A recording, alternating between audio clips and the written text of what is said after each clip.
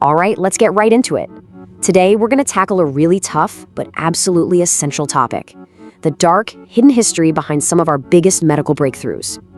It's a question we ask all the time, right? When we think about innovation, we usually think about the cost in dollars, or time, or maybe resources. But if you look back through history, the real price has been so much higher. For a long time, the pursuit of knowledge, well, it was built on experiments that treated people not like patients, but like lab rats. And believe me, this isn't just some dusty old history lesson. It's a shadow that stretches all the way into our world today. To really get a handle on the ethical rules that are supposed to protect us now, we have to look back at a time when those rules just didn't exist. And what you find isn't just a few isolated mistakes, it was a pattern. And I mean, this pattern goes way back. We're talking about Greek doctors in the 4th century BC cutting open living criminals to see how the body worked. And it continues right on into the 20th century. You see it with eugenics experiments in San Quentin prison, the absolutely horrific Tuskegee study, and decades of testing everything from deodorants to chemical weapons on prisoners at Holmesburg. This isn't just one bad era or one country, it's a persistent, chilling legacy. So you have to ask, who were these test subjects? Well, you can probably guess. Overwhelmingly, they were people who had no power to say no. Prisoners, orphans, people with intellectual disabilities, entire marginalized communities. The mindset that made this possible is, well, it's summed up perfectly by one of the doctors himself. Just listen to that quote from Dr. Albert Klickman, the guy who ran those Holmesburg prison experiments. "Acres of skin, like a farmer seeing a fertile field." I mean, it's just so chilling. It's not just about the words, it's about the complete and total dehumanization. To him, those prisoners weren't people, they were a resource to be harvested. And that way of thinking led to some truly awful stuff. For instance, in Sweden, scientists wanted to prove that sugar causes cavities. So what did they do? They took 660 patients in an institution for the intellectually disabled and fed them a specially engineered sticky toffee for the sole purpose of systematically rotting their teeth, all for a dental stud. Or, get this, at the Willowbrook State School in New York, doctors wanted to develop a vaccine for hepatitis. So they went to parents of children with intellectual disabilities, parents who were desperate to get their kids better care, and offered them a spot in a newer, cleaner part of the school if they consented to an experiment. Their children, 700 of them, were then deliberately infected with the hepatitis virus. Sometimes they did it by mixing infected feces into their chocolate milk.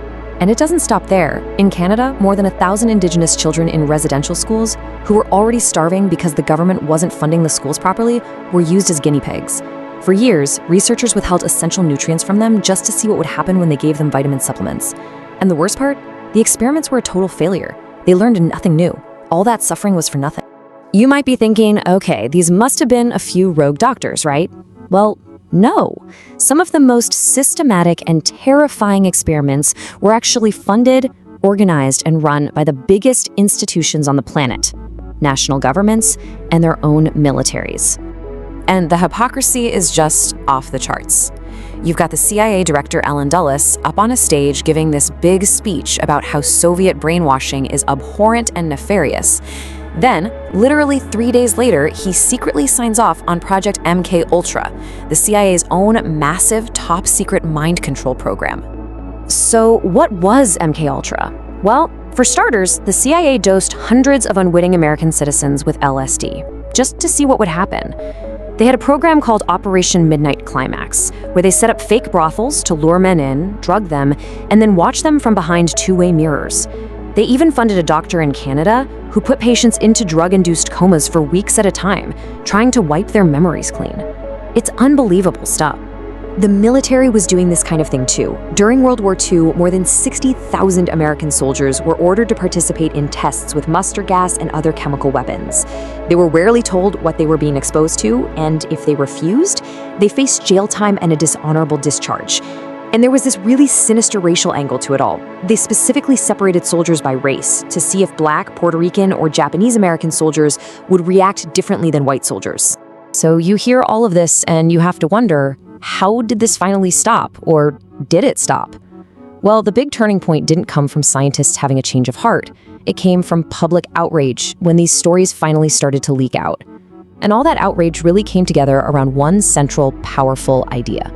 And that idea is informed consent. It sounds so simple and obvious to us today, but back then, it was revolutionary. It means that you, the subject, hold all the power. It means you have to be told everything, the good, the bad, all the risks, and you have to agree to it freely without anyone pressuring or tricking you. The first real attempt to make this an official rule happened after World War II, at the trials of Nazi doctors who had committed unspeakable atrocities. The result was something called the Nuremberg Code. And the number one principle, the absolute foundation of the whole thing, is that voluntary consent from the human subject is absolutely essential. It also says experiments have to be for the good of society, they have to avoid unnecessary suffering, and this is huge, the person has to be able to quit at any time. But here's the catch. The Nuremberg Code wasn't really a law that could be enforced in most countries. In the United States, it took the public finally finding out about horrors like the Tuskegee syphilis study and the Willowbrook experiments to actually force a legal change. That's when the National Research Act of 1974 was passed, creating review boards to watch over any research that uses federal money. It was a direct answer to these tragedies. Okay, so we've got codes, we've got laws, problem solved. We can all go home, right? Well, not exactly. The temptation to cut corners, to exploit vulnerable people for a quick scientific breakthrough, that didn't just disappear overnight. And if you don't believe me, just look at what happened in Bhopal, India, not that long ago, between 2004 and 2008. You had survivors of that horrific 1984 chemical disaster, people who were poor, often couldn't read, and were very sick, being signed up for clinical drug trials by huge pharmaceutical companies. Many reported being forced to put their thumbprint on consent forms they didn't understand. At least 10 people died in connection to the trials. And the ethics committee that was supposed to be protecting them, well, it turns out most of its members were the very same doctors running the trials. You know, when you look back at all of this, the lesson is crystal clear. Scientific ambition without empathy is an incredibly dangerous thing. The rules and protections we have today were written in blood and suffering. So that leaves us with a really important question for today. In this constant race for the next big breakthrough, with all the money and fame at stake, are our safeguards strong enough? And maybe more importantly, who exactly is watching the watchers?